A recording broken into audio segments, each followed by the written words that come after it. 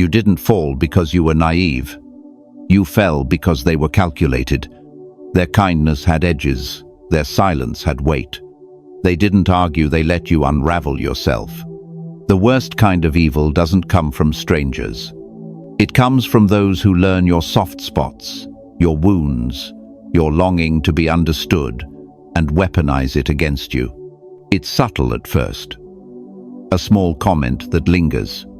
A choice of words that makes you second-guess your own judgment. You brush it off, tell yourself you're being too sensitive, but it happens again and again. They don't insult you, they advise you. They don't isolate you. They worry about who you spend time with. They don't control you. They just want what's best for you. And so, inch by inch, you shrink. Until one day you realize you're still breathing, but your soul is curled in the corner. This is not an exaggeration. It is how evil often operates in the modern world. Not with violence or open cruelty, but through emotional erosion, through charm, through guilt, through slow dismantling of your self-trust. Marcus Aurelius warned us, the soul becomes dyed with the color of its thoughts. And what happens when your thoughts are no longer your own? You start to feel tired, confused, heavy. Not because life is too much, but because someone, quietly, is too much inside your life. There was a man I knew once, calm, kind, respected. He never raised his voice, never lost his temper. But every time someone around him started to shine, he'd offer gentle feedback, the kind that made you feel small while sounding like praise. He once told a friend, "You're great at what you do, just not leadership material." No anger, no drama, just a seed of doubt expertly planted. Years later, that friend still hadn't stepped into a promotion, believing they weren't ready. That's how these people operate. They're not monsters in the movies. They're the ones who sit across from you, smile gently and say, "I'm only saying this because I care." Epictetus said, "No man is free who is not master of himself." But how can you master yourself when someone is constantly rearranging the furniture in your mind? Recognize this. Real danger often feels familiar. It wears a kind face. It sounds like a friend. It doesn't break you. It convinces you to dismantle yourself. And here's the brutal truth. They know what they're doing. They feed off your confusion because it keeps you dependent. They dress up control as concern and gaslighting as wisdom. This is why Stoic clarity is more than just philosophy. It's protection. A Stoic doesn't just ask, "What happened?" They ask, "What is within my control? What is being distorted? Who benefits from this confusion?" So if someone in your life always seems to leave you drained, unsure, hesitant, if your inner voice has grown quiet while theirs has grown loud, step back. That is not love. That is not mentorship. That is not friendship. That is psychological erosion, and it's time to stop it. Because the moment you see it clearly, the moment you call it what it is, you begin to pull your mind back into your own hands. And that is the beginning of freedom. The first sign is constant manipulation, and the danger is it never feels like manipulation. It feels like help, like concern, like someone looking out for you. But slowly, without realizing it, you stop moving freely. You start moving under their shadow. You begin checking their reaction before making choices. You start asking for their opinion before trusting your own. You doubt yourself in situations you once navigated with ease. They've done their work well, because real manipulators don't need to control your actions. They reshape your perception so you willingly hand over the keys. I remember a story from someone close. He had a colleague, warm, encouraging, articulate. This man praised him constantly, calling him talented, dependable, the best on the team. But behind closed doors, He would raise questions about his performance to management. Subtle things. He's great, but I worry he sometimes lacks initiative. I just want to make sure he's not overwhelmed. The praise was public. The sabotage was private. By the time my friend began sensing something was off, he didn't trust himself enough to say anything. When he confronted the man, the response was calm and condescending. "I'm just trying to help you grow." And in that moment, he almost apologized. That's the effect of manipulation. It doesn't just confuse you. It makes you grateful to the person harming you. Epictetus warned us, if someone succeeds in provoking you, realize that your mind is complicit in the provocation. But what if their goal isn't provocation, it's control dressed as protection? Manipulators prey on your need for connection. They sense your craving to be understood, and they feed it just enough to keep you close, obedient, doubting. But how do they gain that trust in the first place? That brings us to the second sign, a mask of charm. Charm is powerful. Used with integrity, it can open hearts. Used with intention, it can hijack them. You've met these people. They say all the right things. They smile warmly, they remember details, they mirror your energy, they make you feel seen like the center of the room. And when they leave, you feel lighter, but not always for the right reasons. I once knew someone who charmed every person they met. They were the go-to for support, praise, reassurance. Always generous with words, always making people feel important. But it was calculated. Their compliments were currency. Their attention was bait. And when there was nothing left to gain, they vanished, or worse, turned critical, spreading doubt about those they once flattered. Marcus Aurelius said, "The soul becomes dyed with the color of its thoughts." But charm without character is just paint on glass. It doesn't last. It doesn't hold. So how do you spot the difference between authentic warmth and a charming predator? Watch how they treat those who offer nothing in return. Watch how they speak about others when those people aren't in the room. Notice whether their attention uplifts you or subtly makes you dependent. True kindness doesn't leave you guessing. It doesn't come with invisible strings. It feels steady, not addictive. Empowering, not invasive. Stoic clarity teaches us not just to seek virtue, but to detect its imposters. So the next time someone's charm feels too perfect, too polished, pause. Look behind the smile. Listen to your gut. Because evil doesn't need to shout.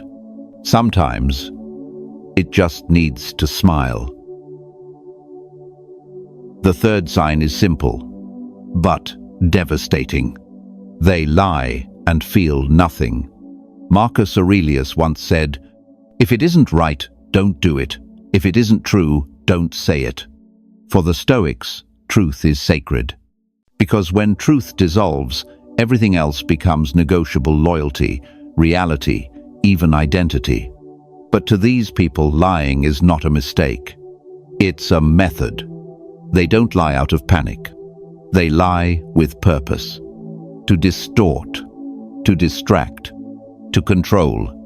And the most dangerous part, they do it with a straight face. I once witnessed a woman boldly take credit for a project she barely contributed to. In front of the team, she spoke with confidence, weaving details into her story that made it believable. No hesitation, no shame. When confronted kindly by a colleague who had done most of the work, she smiled and said, "I think you're remembering it wrong." Then she pivoted to another topic. No apology, no acknowledgement. Just the calm audacity of someone who knows she'll get away with it. That's the pattern. They don't argue the facts. They gaslight the memory. Over time, their web of falsehoods becomes a trap, not just for others, but for reality itself. They lie so often, so smoothly, that even you begin to doubt what you saw, heard, or felt. That's not confusion. That's psychological sabotage. And here's where it gets worse. The fourth sign: they lack empathy completely. Seneca once reminded us, we are waves of the same sea. But for these people, others are not waves. They are pawns, utilities, placeholders in a script they control. They don't feel your joy.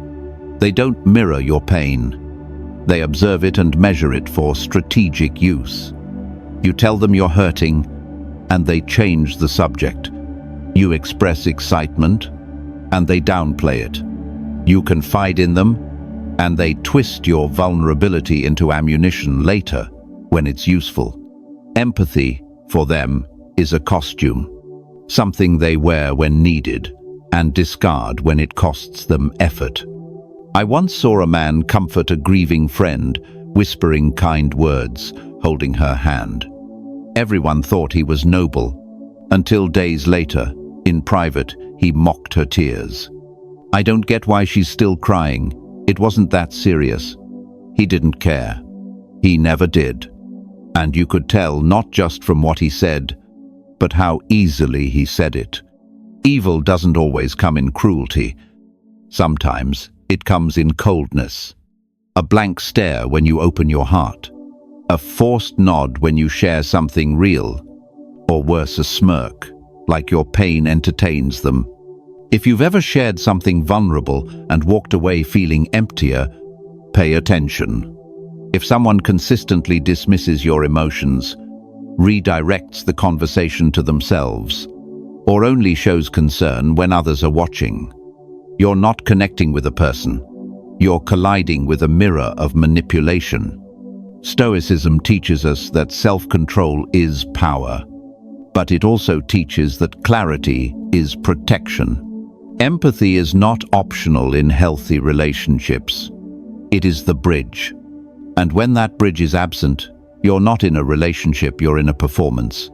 So stop rewriting their lines. Stop explaining your feelings to someone who has no intention of understanding them. And start listening to your own. Because if they don't feel anything, you'll end up feeling everything. The fifth sign: they need control like they need air. To an evil person, control isn't just a preference. It's survival. They don't feel safe unless they're steering your life. Your choices, your tone, your friends, even your thoughts. At first, it seems like care. They offer advice. They step in when you're uncertain. They say things like, "I just want to help you avoid mistakes." But over time, your world shrinks to the size of their comfort zone. They don't yell. They nudge. They make you doubt your instincts. They use guilt when you resist and praise when you comply.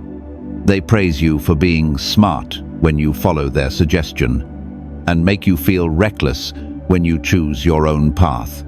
Marcus Aurelius once wrote, "You have power over your mind, not outside events. Realize this, and you will find strength." But that strength is exactly what they fear. Because the moment you think for yourself, you become uncontrollable. And to them, that's unacceptable. I knew someone like that. They never argued. They simply made you hesitate. Just enough to pause, just enough to turn to them. And little by little, you stopped asking yourself, "What do I think?" You started asking, "What would they want me to do?" And when they couldn't control the situation, they'd move to the sixth sign: blame and deflection. These people are never at fault. Ever. When things go wrong, they don't examine their actions. They rewrite the narrative. They cast themselves as the misunderstood victim, the unsung hero, the one who tried while everyone else failed. I once worked on a group project with someone who seemed supportive and organized. But when a deadline was missed, they immediately blamed others. Not publicly, that would be too obvious. They confided in the manager. "I'm really worried. I did my part, but I think the others are struggling." It wasn't concern. It was camouflage, a quiet way to shift suspicion and keep their image intact. Seneca warned us, the truth does not require defense, only lies do. And these people? They are expert builders of defense, not for truth, but for the lie that they are never wrong. They'll cloak blame in politeness. I'm not accusing anyone, but maybe if you had spoken up sooner. Or they'll deliver it wrapped in fake humility. Maybe I'm just too trusting. That's on me, I guess. And you, the person trying to be fair, start wondering, was it really my fault? You carry guilt for their errors.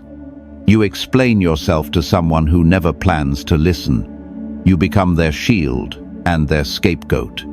This is the architecture of psychological entrapment. Control through confusion, dominance through distortion, and the only escape is clarity. When someone constantly rewrites the story to avoid accountability, you must stop co-writing it with them. When someone always seems to need your choices to go through them, you must stop asking for permission to be yourself. Stoicism isn't passive. It's radical ownership of self, of thought, of freedom. You are not here to be edited. You are not here to be trained into someone else's idea of good. If someone needs to control you, it's because they fear what you might become without them. Let them be afraid. That fear belongs to them, not to you. The seventh sign is chilling. They enjoy your pain, not always loudly. Sometimes it's just a flicker, a smirk, a raised brow, a silence too still to be empathy. But it's there. That quiet satisfaction when you fall. That subtle glow in their eyes when you're struggling. They don't support. They spectate. And if they do respond, it's often to magnify the failure or compare it to something worse they've endured. I once watched someone actually chuckle, when a colleague was publicly criticized. It wasn't loud, just enough to make the moment sting deeper. Later, they brushed it off. Come on, it wasn't that bad. But the damage was done, and the joy was real. These people don't rise by climbing. They rise by stepping on others. Your discomfort is their elevation. Seneca once said, "No man is more unhappy than he who never faces adversity." But these people, they don't face adversity. They manufacture it in others just to feel superior. They'll gossip when someone fails. They'll withhold help when you're struggling. And when you succeed, they'll offer faint praise and a reminder of when you weren't so lucky. Because they don't want you to grow. They want you to need them, to stay beneath them, to fall just enough so they can catch you and feel important. But when that doesn't work, they move to the eighth sign, isolation as a weapon. Marcus Aurelius believed that humans were born for cooperation, not for division. But to someone manipulative, isolation is power. Because when you're alone, you're easier to control. They'll start subtly, sowing doubt about your loved ones. That friend seems a little jealous of you, don't you think? I'm not sure your family really supports your growth. They frame it as concern. But what they're really doing is separating you from your anchor, from the people who know your truth and might remind you of it. And as you drift, they tighten their grip. Suddenly, they're your only safe space, the only one who gets you. And soon, their voice becomes the loudest, maybe even the only one. I once knew a woman whose partner slowly chipped away at her circle. He didn't forbid friendships. He just planted seeds. I just don't feel great energy from her. She doesn't really support your growth the way I do. Until one day, she looked around and realized she had no one left to call except him. This isn't love. It's strategic suffocation. They isolate you to reprogram you, to make their influence absolute. Because surrounded by truth, their power dissolves. But alone you forget what's normal, what's healthy, what's real. And by the time you notice, you've been edited, erased, rewritten. Stoicism teaches us to protect our inner citadel, our mind, our values, our clarity. But that protection begins with recognizing who's trying to breach the gates. If someone in your life consistently makes you question the people who love you, if they seem to insert themselves between you and your roots, don't dismiss it. Don't rationalize it as just being protective. That's not protection. That's possession. True love builds bridges. It doesn't burn them behind you. True support celebrates your connections. It doesn't cut the wires one by one. So if your world has grown quieter, smaller, colder, ask yourself, was that your choice? Or did someone convince you it was? And then, start calling people back. The 9th sign is deceptively soft. Jealousy disguised as love. This one cuts deep, because it often comes from someone close. Someone who claps when you win, but with hands that never quite touch. Someone who compliments your growth, but always adds a but. You're doing great, but don't get too comfortable. That's impressive, but you know, Sarah did it in half the time. Their words are dressed in encouragement, but the stitching is bitter. At first you don't notice. You assume they mean well. You even thank them for making you stay grounded. But slowly, their praise begins to sound like pressure. You shrink your joy to make them comfortable. You second-guess your celebration because you can hear their silence before it even happens. That's not humility. That's a trap. Seneca warned us. Envy is the ulcer of the soul. And people who carry that ulcer often try to heal it by infecting others. They won't attack you openly. They'll chip at your confidence. One glance, one loaded sentence, one subtle comparison. Because your success threatens them, your light exposes their darkness. And so, instead of shining with you, they try to dim you until the room feels familiar again. You don't owe anyone the shrinking of your spirit. You don't have to dull your achievements to soothe someone else's wound. Celebrate, loudly. And if they flinch, let them. But jealousy, no matter how bitter, at least signals insecurity. What comes next is far colder. The 10th sign, an unrepentant heart. This one's not about what they do. It's about what they refuse to do. Apologize. Reflect. Change. To them, growth is weakness. Admission is defeat. Correction is betrayal of the perfect image they've built. They hurt people and say it's just how they are. They make mistakes and blame the world. They destroy trust and demand you move on. You try to have a conversation and they deflect. You're too sensitive. You're twisting things. You're not perfect either. And you start to wonder if your standards are too high. If your need for honesty is somehow unreasonable. It's not. You're simply dealing with someone who has no interest in being better. Because to improve, you have to see yourself clearly. And they've built their identity on a foundation of denial. Marcus Aurelius put it plainly. Waste no more time arguing about what a good person should be one. But these people don't want to be good. They want to be right. Always. Even if it costs you your peace, your clarity, your dignity. You cannot build a healthy bond with someone who refuses to look in the mirror. You cannot evolve with someone who believes you're the only one who needs to change. And if you stay hoping they'll grow, you'll spend years watering a seed that was never planted. So stop waiting for the apology. Stop justifying the silence. Stop bending yourself around their refusal to be accountable. Growth is not about being flawless. It's about being willing to reflect, to adjust, to try again with sincerity. The moment you realize they have no such intention, You have every right to walk away not with bitterness, but with clarity, because staying with someone who refuses to change only ensures you will have to. The 11th sign. They use guilt, not love, to keep you close.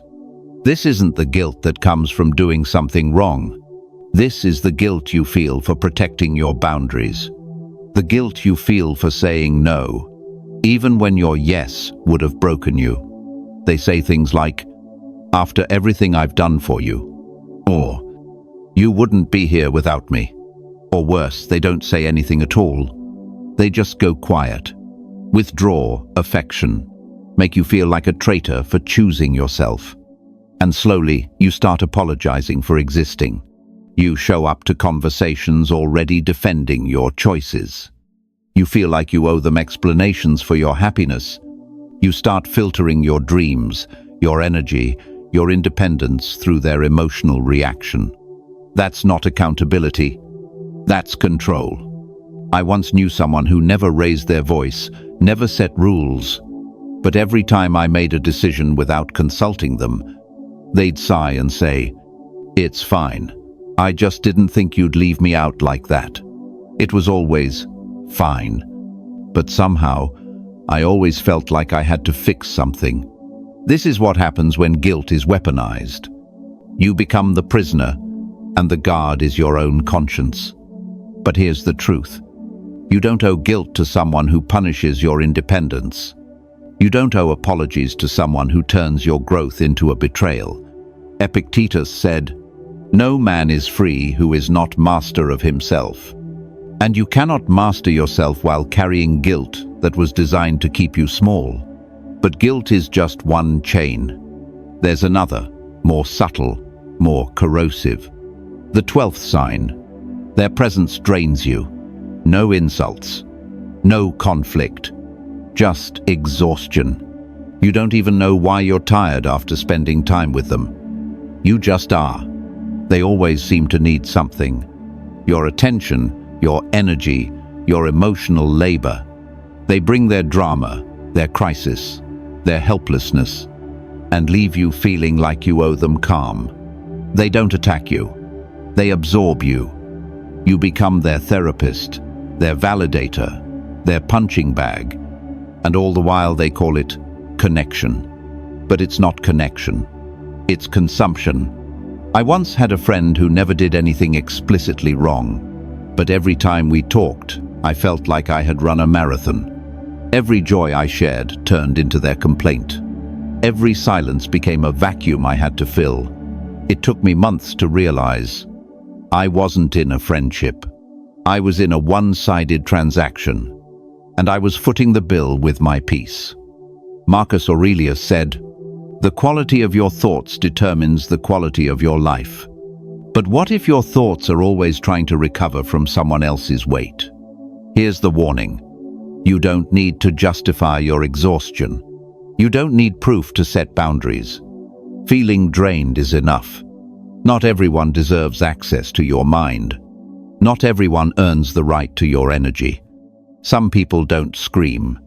They siphon. And if you wait until you're broken to walk away, you'll realize they never once tried to rebuild you, only to refill themselves. So the next time you feel guilty for needing space, take it. The next time someone makes your mind tired, step back. Not every presence is safe. Not every bond is mutual. You have the right to leave conversations that leave you confused. You have the right to say no, without a speech, without shame. And sometimes the most powerful protection is silence that doesn't beg to be understood. It doesn't start with shouting.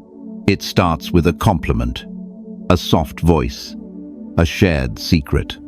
They remember your favorite song and use it to make you stay.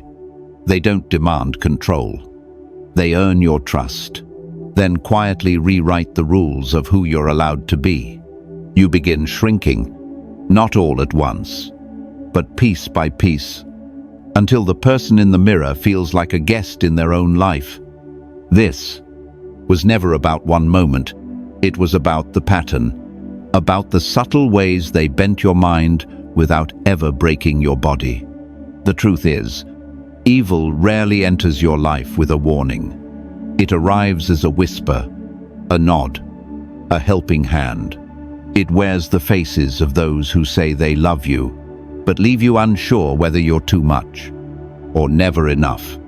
It twists truth until you don't trust yourself. It drains you until you forget what it means to feel whole. And worst of all, it makes you thank it for doing so. But not anymore. Because awareness is a weapon. It doesn't make you cruel. It makes you clear.